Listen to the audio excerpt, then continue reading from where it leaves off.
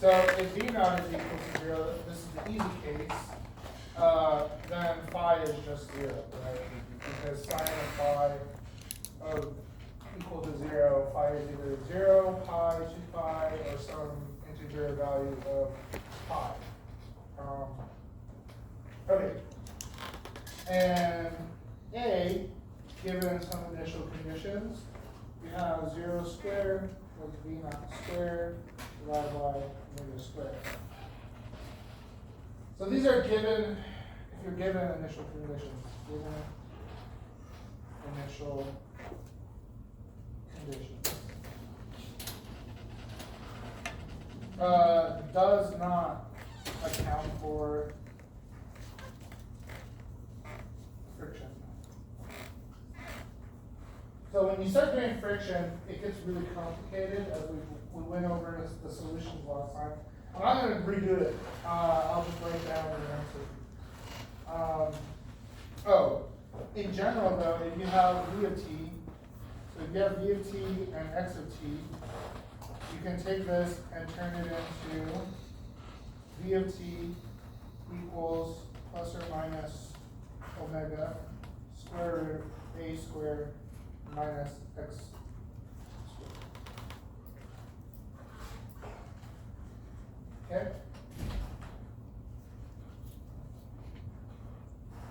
Notice A doesn't get that treatment, right? And it's because A is a constant. A is the amplitude. It's a set number. It doesn't change. It will change if you have a driving frequency, which we'll get to in a little bit. So imagine you have a piston, and it's in some chamber, and there's oil. I don't know if you've ever seen people when they put the gears and machines together. They really lather up the whole thing. They use a lot of oil, right? So it's not a poor estimate here. This is actually an equation you would use in real life. And if you guess, you can guess x of t equals a ei under 1t plus b ei under 2t.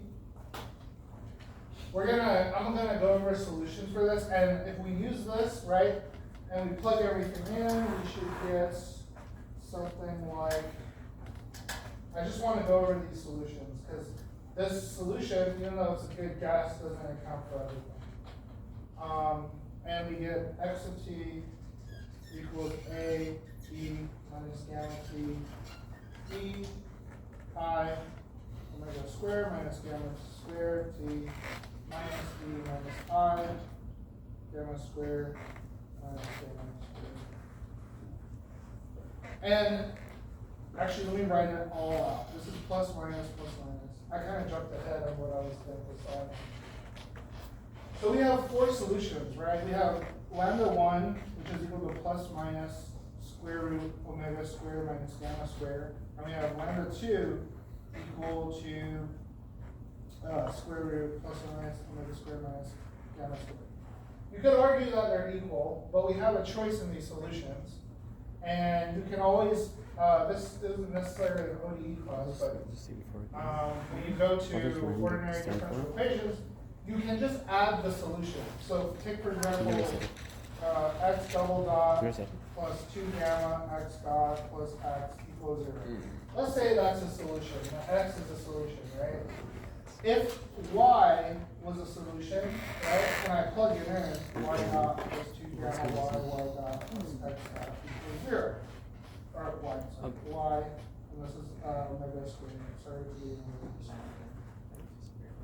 This is also a solution. I'm just saying it's a solution, right? I'm just saying it's a solution to demonstrate that if this is a solution, then I can just add them together.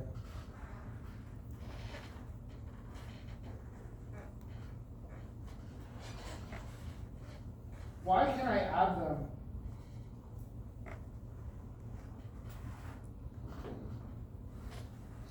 Why am I allowed to add these? Sorry, that's a plus. What am I adding when I add this whole piece? Yeah, you're adding 0. You can always add 0 to an equation. So I'm adding 0 to this equation, and that's why we're allowed to do this. You can always add 0. Same reason you can always multiply by 1, right? So a lot of those like quick steps I do when I jump from one line to one line, I'm just multiplying by 1. You got to figure out what one I'm multiplying. Am I multiplying by A over A, B over B, omega squared over omega squared, G over G? What am I multiplying by, right? So when I move things around, keep in mind that these are some simple tricks. You can always add 0. You can always add 0.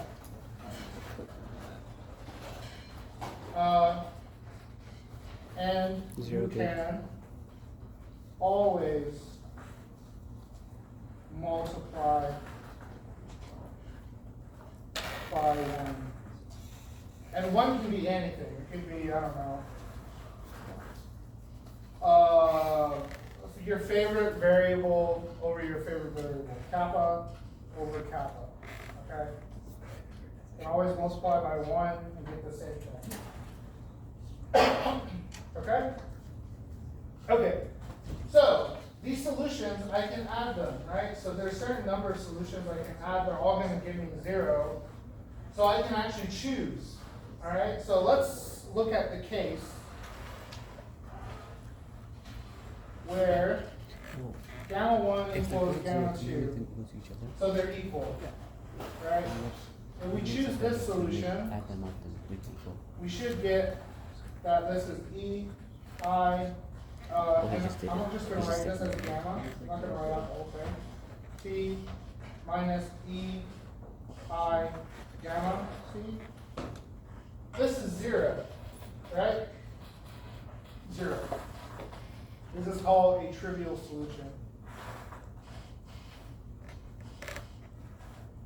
It doesn't give you anything that we can get information out of it. And if you want to look at it in a more physical way, this is a wave. This wave is traveling in the positive direction.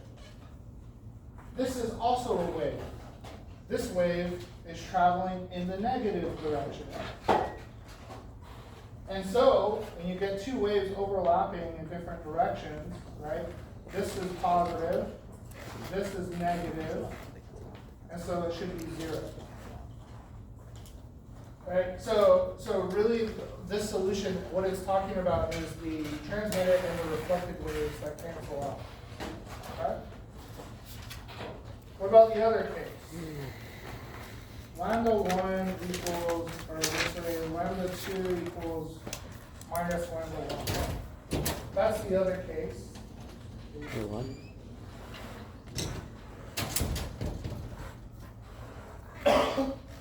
We get A e to the minus gamma t, E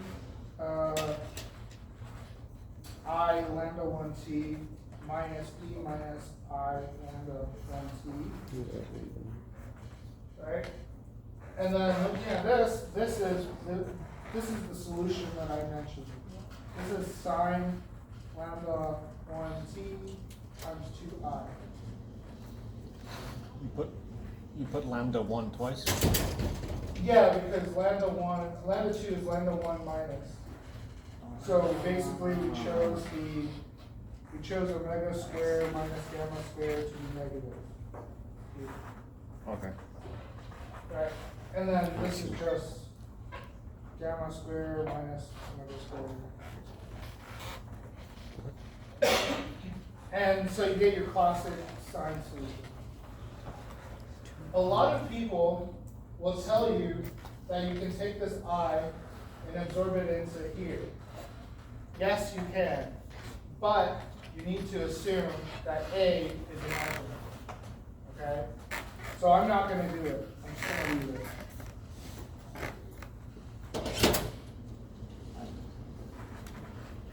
Understandable.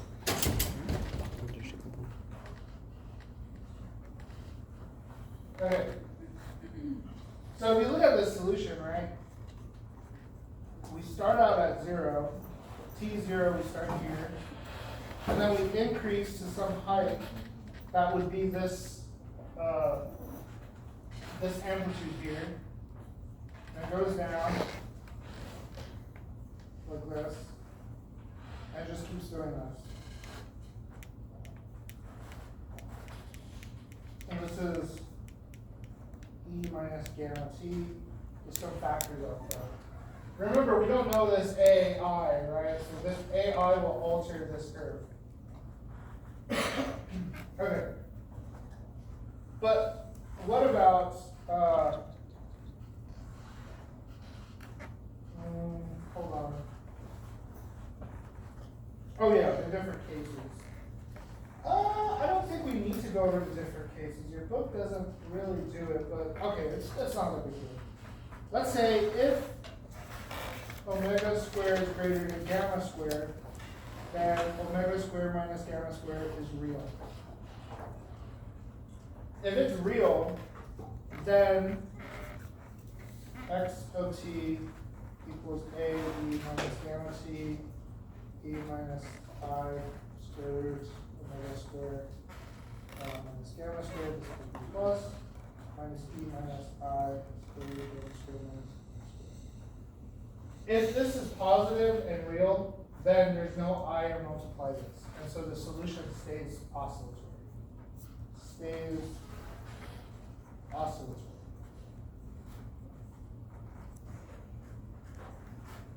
If omega squared is less than gamma squared, omega squared minus gamma squared becomes I gamma squared minus omega squared. So what I did was I just assumed that this is bigger, right? And if this is bigger, then this will be negative. A common trick to handle this, if you're just working with symbols, is to just pull out this negative, make it an I, and then this becomes gamma squared minus omega squared. And so this little thing here stays real, and you've pulled out the minus.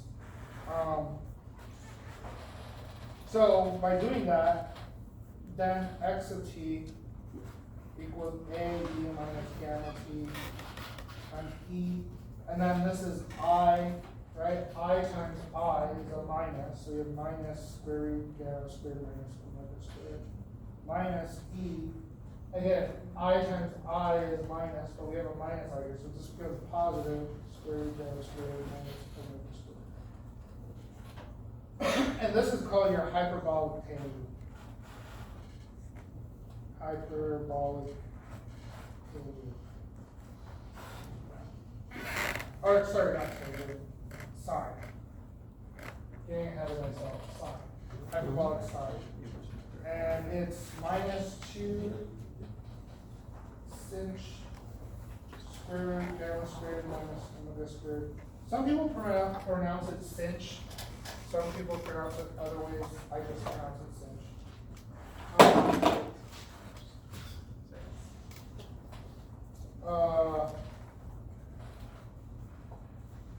Yeah, that's the answer. But what if omega squared equals gamma squared? So this is called critically damped. This is called critically damped. So this is damped. No, sorry, this is damped. This is over damped. And this is critically damped.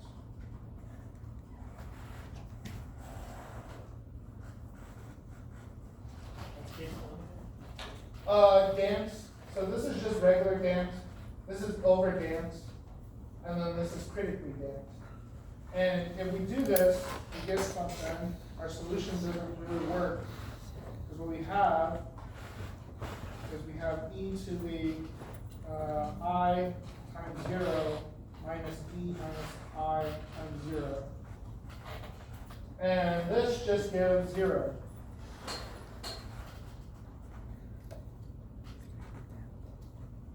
So when a solution gives 0 like this, it's because we have a multiplicity of solutions.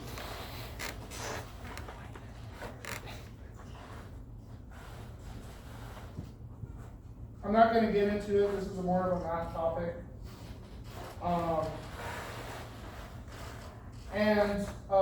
You actually need to do an entirely different guess. So you need a new guess. You need a new guess for critically damped systems. This is true in all cases. In all cases, when you reach a multiplicity or what we call a bounce in your solutions, when you reach these bounces in your solution, it really just doesn't tell you anything. And so a lot of times you have to guess a new model. You need a new guess for critically damped.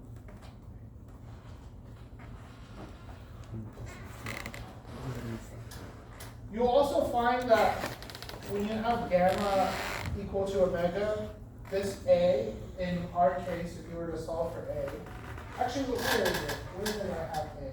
Oh, here it is. V naught equals minus A pi gamma 1 minus gamma 2. Right? If this is true, then this here is 0 as well. And if this is 0, then our A will be dividing this V naught by 0. And so it's undefined. The solution becomes undefined. So then you need a new guess. The new guess.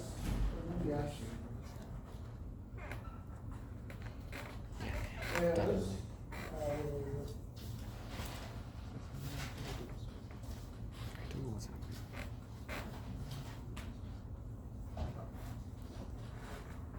x of t equals a dv minus gamma t. Actually, you don't need the a here. It's a plus dt. So completely different solution, right? And in fact, this solution, it's a mix. It basically tells you that your system will increase linearly and then slow down and just stop, right? So if you look at this solution, you look at these lines. So this is the line, right? And then this is the exponential decay. So your curve will look something like this. Okay? And that's all I wanted to say about that. You will go way more into detail if you take, I don't actually know the line of engineering courses, but if you take the next area of mechanics, or even PDEs, partial differential equations, ordinary differential equations, you will run into this problem again.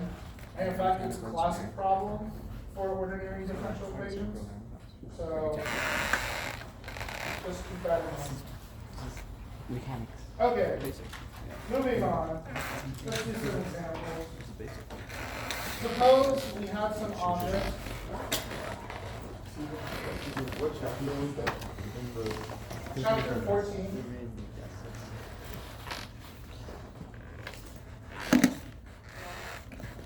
So let's say you have some object and it's being pushed on one end. Let's say it's like a fidget spinner or something.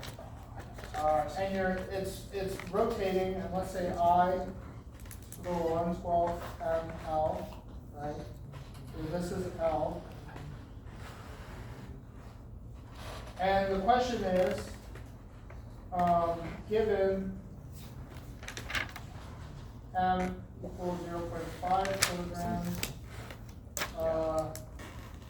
alpha equals 0.35 radians per second, the radius is 0.2, so this is R. What is the force?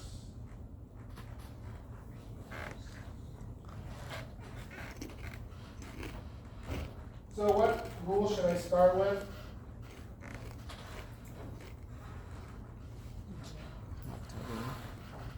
Does anyone know? Conservation energy. So a lot of times in engineering, you measure things first, and then you figure out the values afterwards, and then you determine whether or not it makes sense. Okay. So if you wanted to analyze this problem, you either can do this with Newton's laws straight up. You can always start with Newton's laws. But then you'd have to add up all the forces, right? So what other options do we have? Conservation. By the way, if I apply a force here at this point, is the force being applied throughout the whole bar?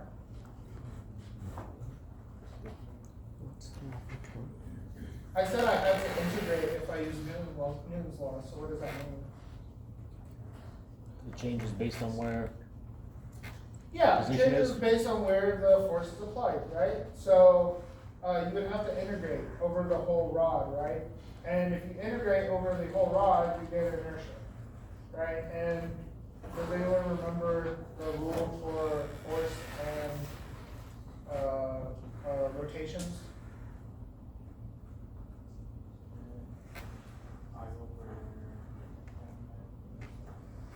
So you can actually skip a lot of steps and write down the answer just based off what I told you just a few minutes ago for frequencies and stuff.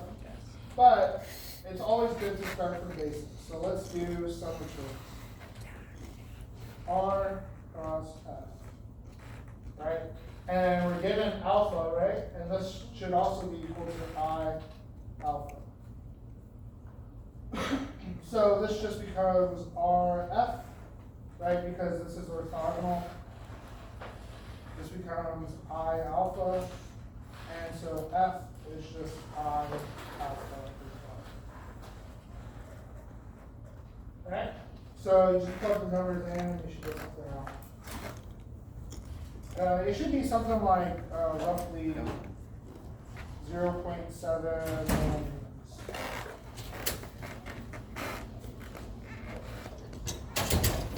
Okay.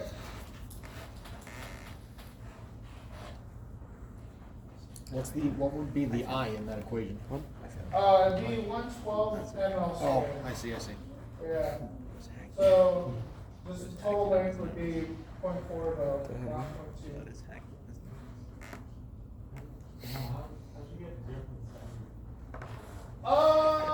I just estimated in my head what value did you actually get?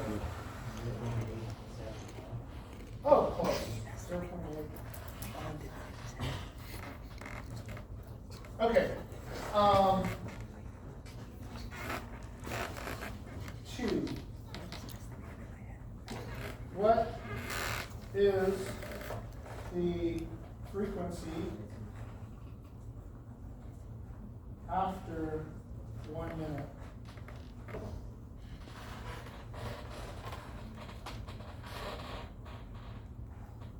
So what do we have to do here?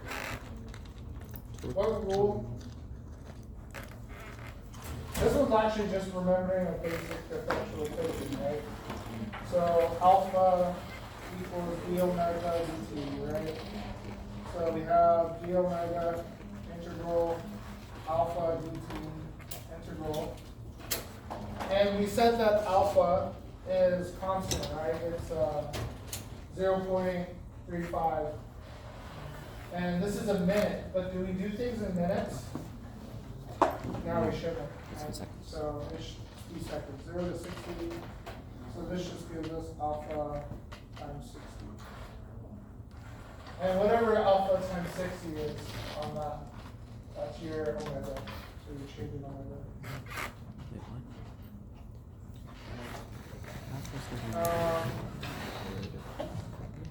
See, 3 times 8, or 3 times 60, what, 18? So, and then you're dividing by 10.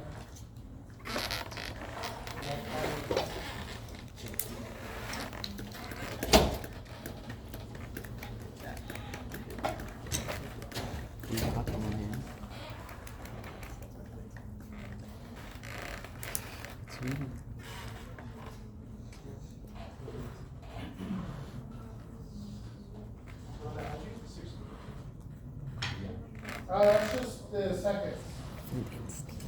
Seconds. Okay, so what is the speed at the center of this thing that's spinning? 0.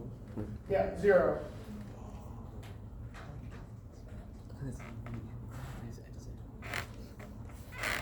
What is the speed at the ends? It's like would be a times. What was that? It should be R omega, right? And we just found omega. So it's R times omega. Whatever omega is here. Alright? Okay.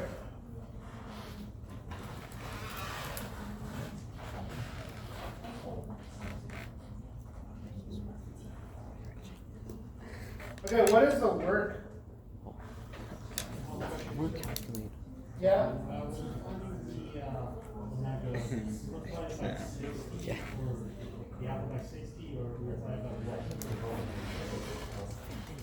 You should multiply I'm by pretty sure he's 60. gonna ask at some point.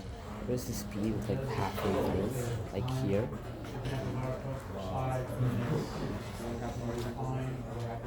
Probably. You have to turn in a second because Is it that?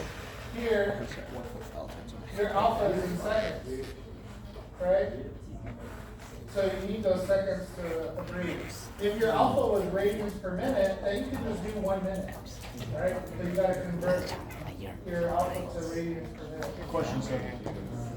For the, what is the speed at the ends, that is going to specifically apply to after 1 minute? Yes. Okay, because otherwise it Yeah, wouldn't be the after, delta, yeah, after 1 minute. it wouldn't be the delta. No, it Yeah, changes. 40 times it's It what? speeds up, right? So it's speeding up. Yeah, got it. And It's that has anyone put in what this is yet? It's like 0.2 times 60 times 3 over 10. What was it? I got 4.2. 4.2? Where did the 3 over 10 come from?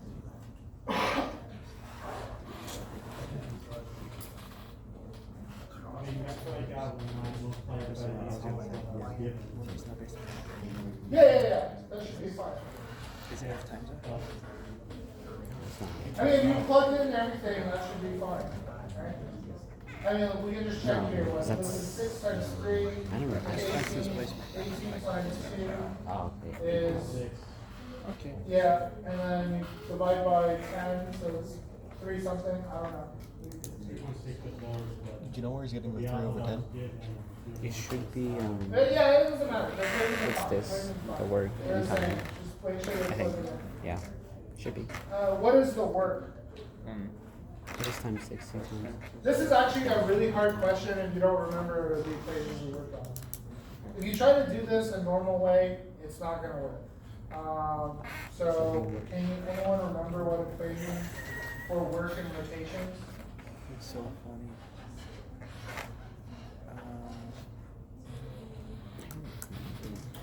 So, remember, work is F dot S, right? So, if you wanted to do the analogous version, what is the analogous version for torque in the rotations? Or, sorry, I gave you the answer. It's torque, right? Force and torque are basically interchangeable. And then distance in rotations is just your theta. Theta. Right? So it would just be torque times whatever angle. So again, delta theta would be 1/2 of alpha squared, right? So you just plug this in, it's tau times 1/2 alpha p squared. Why is it 1/2? And you already know tau. Tau is just RF. RF times 1/2 It's alpha. fucking energy. So you plug those values in and you should get your work. The real way you would try to do it is just starting with this, f dot ds. But we kind of already did that when we derived this, so. Time. Yeah. So with this, you will do it. It'd be 60 seconds squared, yeah. Everything is after the 1 minute. What would it be at t equals 0 if we wanted to do t equals 0? What will be omega at 0? 0. 0? Yep, 0. Professor, why is theta 1/2 alpha t squared again? I just use this up here again. So here I do d theta dt equals alpha t. Okay. Alright, and then you do the integral again, you get delta theta equals 1/2 alpha t squared. Very simple. That's very cool. This is all problems wrapped into one. Alright? So there's no specific chapter. None of my problems are chapter specific. They're what do you call it? It's just physics. They're general, right? Well, this is incorporating, well, you'll see. We're going to get into what it Physics is. for now. Okay. So, that was just a problem rotating as normal, right? But maybe we want to, actually, I forgot one thing. What is the angular momentum? Yes, angular momentum. Sorry, one more question. What is the angular momentum? So L. Does anyone remember what L is? No. Angular momentum, not. I need to find a different L. This is cursive L. Capital big L, a vector L. The angular momentum. Does anyone remember the equation for this? I think I heard it I times something, right? It's I omega. But because everything's pointing in the same direction, they normally don't write these vectors. These are vectors, just keep that in mind. Okay? And if we plug everything in, it should be I 1/12 m curly L squared times omega, delta omega. So whatever we got up here, delta omega times this. Okay, so that's just analyzing a rotating problem, right? But sometimes things happen when things are rotating. Huh? You're given it. It's here. 0.5. Okay. But sometimes things happen when things are rotating, and we want to know information about it. So one of the things is when things rotate, they kind of expand and pull apart. And what happens is every now and then a piece of mass will fly up, right? So this happens with highly spinning objects. And sometimes it results in catastrophic events and people die. And what they have is they have somebody come in, a coroner, physician, and they look at the whole problem and they try to figure out what speeds were these things moving at such that this person died. And the speeds at which this thing happened, is it the fault of the person that it was moving this speed, or is it the fault of the company? Right? And so you have a lot of forensic analysis that goes into analyzing how someone died in a company. And how people die in companies or industries. Who knows the most common fatal way of dying by machinery? Does anyone know? Loose clothing? Loose clothing, and what is the loose clothing usually get caught in? Something rotating. Gear. Yes, something rotating. Rotation. And rotating things are extremely deadly. But we're not going to go into how much rotation it needs to pull you in. Right? We're going to talk about a baton. Baton rotating. And so you have some baton. It's rotating still. And we want to know, at some point, it gets loose, this mass comes off, Oh, that's dangerous. and it flies off in some direction. It's a baton. And we kind of want to just analyze this problem. So before, after, It's only kind of crazy. and we want to find equations for relationships that happen. And I'm gonna do some things here. So let's say the mass of the rod is M1. These two masses at the end are M2. And M1 equals M2, which equals 0.2 kilograms. Okay? And the length of the rod, L, is 0.5 meters. Question. Before we can even analyze this problem, we have to know something. What is the moment of inertia before?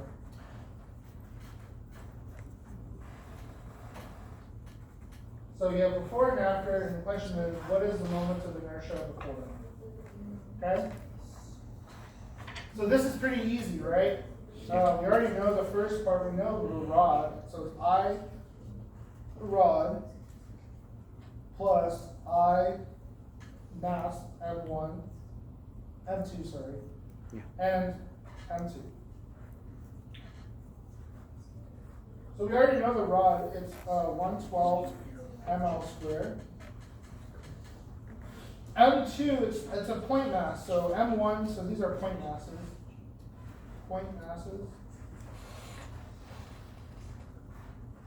So this is just M2 times L over 2 squared plus M2 L over 2 squared. And if you want to be thorough about this, you're gonna say this is negative because one of them is negative L, the other is positive L. But because they're both squared, you can just ignore it, right? And there's M1. I was gonna say, can you just be like, And these m's are all the same, so we have m. I'm gonna factor out all the m's, they're all the same. So I'm gonna make m1 equal to m2 equal to m. And I'm gonna factor out all the m's. And actually, I'll also factor out all the L squares, right? All the L squares are there. And we're left with 112 plus 1/4 plus 1/4. And that is just a half plus 112, right? And if you add those, this becomes ml squared times 7 over 12. Is that L in the middle negative? Yeah, because it's minus L this way. So this is O, right? And the reason why your book never talks about this or mentions this is because there's a square there. There's a square there. If you wanted to be very thorough and specific, you would, it's important if Okay, so that's the moment of inertia. And now, what if after M2 mass comes off, and now the baton spins around the center of mass, the new center mass, right? Before everything was balanced, right? These were all balanced. So the center mass was here. But now, this flew off, the center mass has changed. It's going to be here. And the only reason why I know that is because all these masses are equal. If you were to balance them out, it's about right here is where it should end up. But we can show that. Where? What after one M2 mass comes off? What happens after one M2 mass comes off, and now the baton spins around the new center mass? My question is, what is the center mass and new moment of inertia? So, okay, let's look at this problem. You have to make this problem easy for yourself. If you try to just do it off the top, it's going to be hard. And the easy way to do this is just to pick a point where you know everything for the inertia. So I'm going to pick I'm going to pick P. And I'm going to forget about the other mass. I'm not even going to think about it because we're just focusing on this new thing, right? And so this is center mass here, right? Center mass here. And so what we have is RCM is equal to M1 L over 2 plus M2 times L divided by M1 plus M2. Right? So that's the new center of mass. And if we plug everything in, it comes up to 3/4 L. So this is L.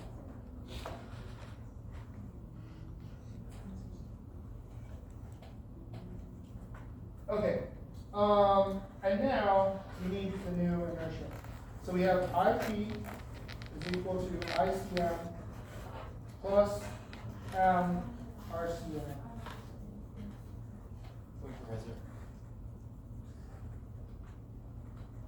Is that P the point in the middle of the whole rod? No, this point P here. That's where the other thing from. Yeah, I'm taking I'm putting myself at the end where the other mass disappeared. The reason why is because I can model this whole thing like a little pendulum. Right? Mm-hmm. Have you noticed that? It's just a pendulum.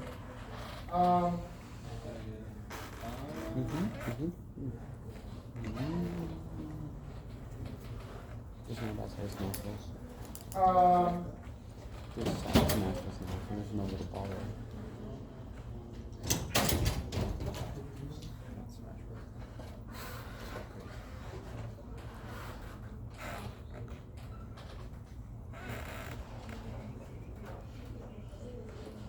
Okay, so IP is going to be 1/3, right? M1 L squared. You said 1/3 or 1/2? Oh, sorry, 1/3. Right, because that's just a rod rotating about its end. And then we just want to add the point mass, which is M2 L squared. And then this becomes 4/3 M L squared. Right, and now we can find this. That was our goal, right? Because the baton's going to rotate around a new center of mass. So now we need to find that, and that's what this is. So we can just plug everything in. This becomes 4/3 ML squared equals ICM plus M1 plus M2 times 3/4L It's squared. this. The RCM. Yeah. 3/4 L. And if you solve and organize, Oh shit. this becomes ICM equals 4/3 ML squared minus M3L over 4 squared, which gives me 37/48 ML squared. Professor. One disk is the L non-negative for M2. Wait, where? IP equals 1/3 over M. Up. Next, yeah, that one. Why is that L not negative? Because it's squared. Yeah, but then didn't we make the? Oh, I just skipped this step. Got it. Okay. You can just ignore the negative most of the time because it's square, right? Got it. Everything is square, unless somehow, for some reason, there's an imaginary number, which is that It looks happens like as because well. you have But so you just like the Andersons are here. Yeah. Squared. Be 1/3. Okay.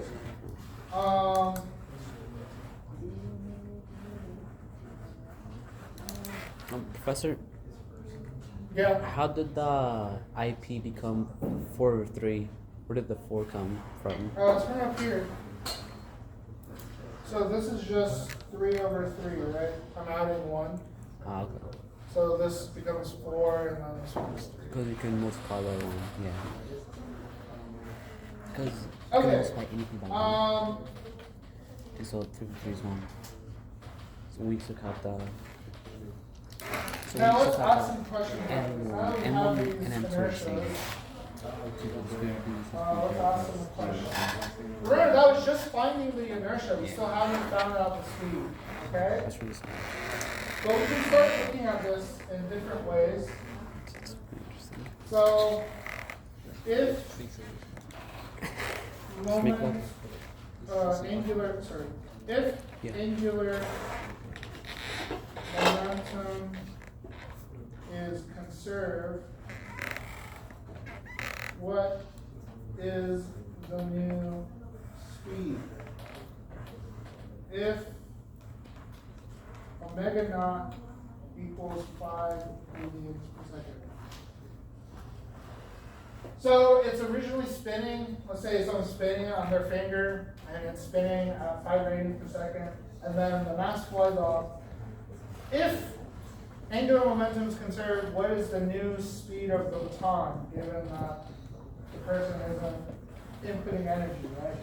So we just have L equals I omega, right? So I1 omega naught, let's make this 1. I1 times omega 1. So this is before. After L2 I2 omega 2, right? And then we just plug this in, we get omega 2 equals I1 omega 1 over L2. And you plug everything in, like 7 L squared over 12 times 5 divided by 37 over 48 ml squared omega 2. So our M's and L's cancel, right? And so you're just left with 7 over 12 times 48 over 37 times 5. Huh? That's 37.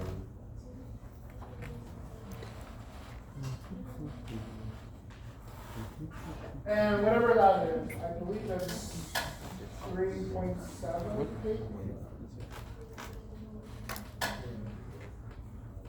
At least 5. Why not less? That doesn't- Is this correct? No, it's not. Like, can we trust this value, or is there something else we should consider? Should consider air resistance. So, like I said, this class is multidisciplinary, or not multidisciplinary. It's not chapter specific. Okay. This is wrong. I know. Wrong. Okay, but it's still correct. It's still correct in terms of the trend. It will give you the right trend. It will give you the right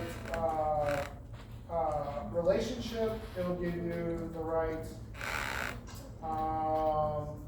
qualitative relationship. So it will tell you things like this is inversely related to that, or this is proportional to that, or whatever. It will tell you those things. But it will not give you an accurate value because we're forgetting something.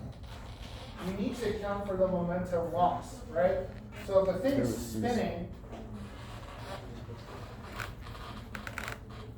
and then it loses a mass, this momentum, this piece of momentum goes with it, right?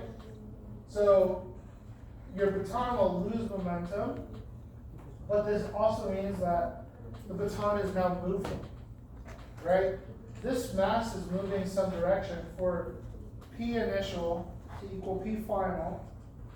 This baton needs to move in exactly the opposite direction. Okay? So one of the biggest mysteries of our universe is that why is there no antimatter, right? Why is that even a question? It's a question because when you create particles out of a vacuum, you get a particle that was essentially created from pure energy. It has zero momentum. And because it has zero momentum, once one particle starts moving one direction, the other particle needs to move the other direction. And if one particle is a positron or a positive mass particle, and another particle is a negative mass particle, and they get created at, let's say, hypothetically, the beginning of the universe, all masses of opposite sign of charge will go to the opposite direction. So we would be causally displaced, meaning it's way out of our physical observation. The light is not fast enough. Basically, it's causally dislocated from us, which means that it's effectively, in general theory terms, a separate universe. But the whole point of that is, I really am kind of confused at why it's such a mystery that we can't see this antimatter. The reason why we can't see antimatter is because of everything created at the beginning of the universe. The matter went this way, and the antimatter went this way. I'm not sure. Right? Because they both started with zero momentum. And now they have momentum, so they have to cancel each other out. So, anyways, that was a completely, sorry, that was a tangent. But the tangent is relevant here. Whenever you have something spinning with zero linear momentum, so I forgot to ask this, what's the momentum here? It's zero, right? It has to be zero. It's not moving anywhere. It's just spinning around this point, right?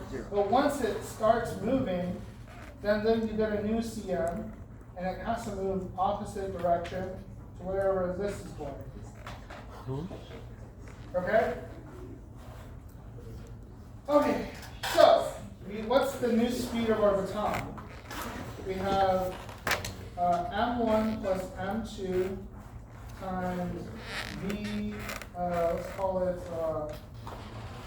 v1, and then our mass 2 is equal to m2 L over 2 omega. Why did I do this? Because it's half the momentum. Why is this v2 for our small mass? Because it's half. Because you're spinning at a different position? Yeah, I'm spinning, right? I'm spinning at the end. My n is L over 2, and it flies off. It can only fly off with whatever speed it's moving at, right? So L over 2 times omega is, and then plugging this all in, we should get v1 is equal to m2 L over 2 omega m1 m2, which should be 1/4 L omega. So it takes 1/4 of the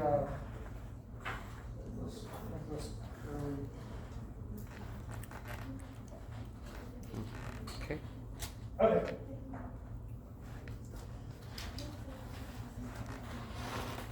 It's not So paddle.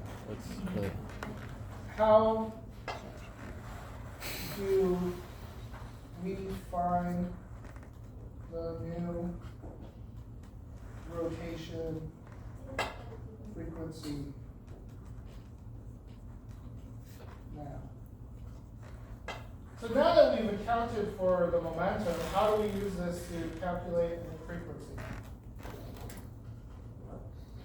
Does anyone remember the rules I said, right? There's rules, order in which you apply the laws. Yeah. So what should be the next law we apply? Conservation. There's only two. Well, technically three, but I told you to start with the wrong one. Okay. So what's left after we've done what angular momentum, regular momentum, whatever laws we have?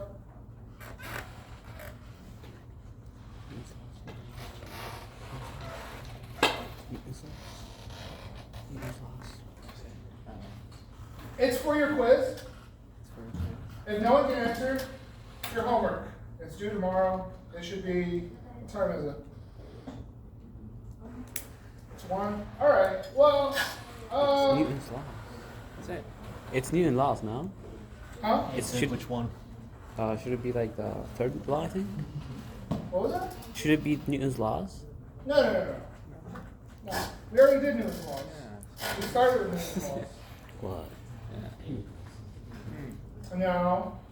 How do we find There's only like 3 laws we've learned. 4. Conservation. They're the only important ones.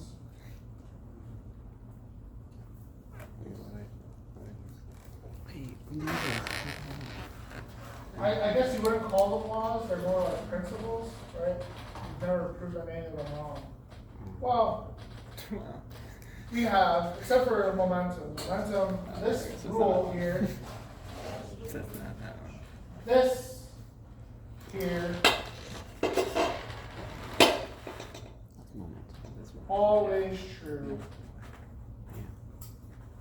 Remember when I went through a list of things that you should consider when you're doing these problems? And I said, start with momentum because it's always true. Yes. It is always true. Okay? And after you do that, then you can figure out cases for the other ones.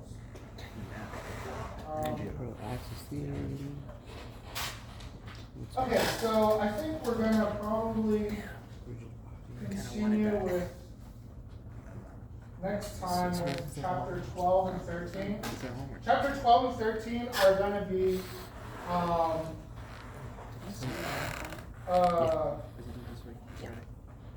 I don't know if they're gonna be on your final exam, but if they are on your final exam, it's gonna, I might make them just like a multiple choice or a bonus problem. For like take home. Yeah. It should be posted online somewhere.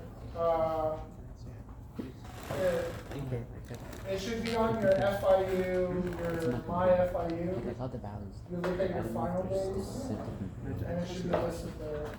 It's asking somebody to tell you the exit height. Oh, we're still gonna do this. We're still The moving height forward. has to be this. The length is this. Second is this. Oh, for this? It uses It should be It says- energy, right? For me, It should it be was energy. the exit That's height the has to only be thing broken you haven't down. touched It yet. has to be a node that's 25 above the ground.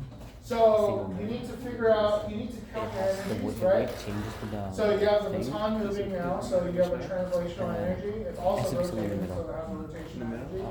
Your point mass doesn't rotate, And, but it has a just translational the- energy. And all that energy needs to be Yeah. equal And to then the some length is initial also energy. set value. It's up to you Length is to also do, set figure value. Yeah, that only out. height changes. But it And is a segments. question on Then you have to find out. your quiz.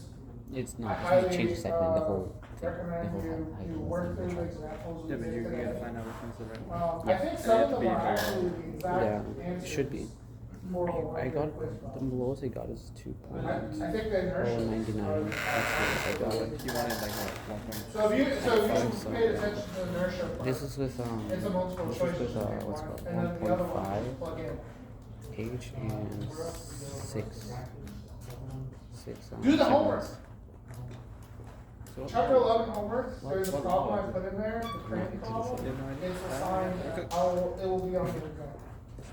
What is he? The question will be different though. I might not ask you to find TC. I might say, TC has a maximum limit of 40,000. What is the maximum mass I can hold? That might be the question, right? So when you do that problem, don't just think, oh, I'm gonna memorize this problem. Don't do that. Don't ever do that. Just try to think of the problem in general terms and try to solve for things so take for example, just take the same problem, but make that variable x and then try to solve for it. So keep all the variables. So when you solve the problem, you know all the values. Then you can remove a value and then see if you can solve it a different way without knowing that value. But then you have to think, okay, if I don't have that value anymore, what questions would be asked if I didn't have that value? You know? So Is do it the energy homework. next time? I assigned them to Should be. basically, I picked from them for a lot of these. So I believe the baton problem is in the book. They do it a little differently though, I don't think they consider it a rod, it's just two I halves. think we need the last exam, where he said something. Okay, I think that's all. Quiz should be posted right now. So good luck. It's It's due tomorrow night. Start with momentum. But try to do it. This is Newton's laws, and then energy. I think it should be energy. It has to be some sort of energy. You ask Oh yeah, exam is next week on Monday. Next week's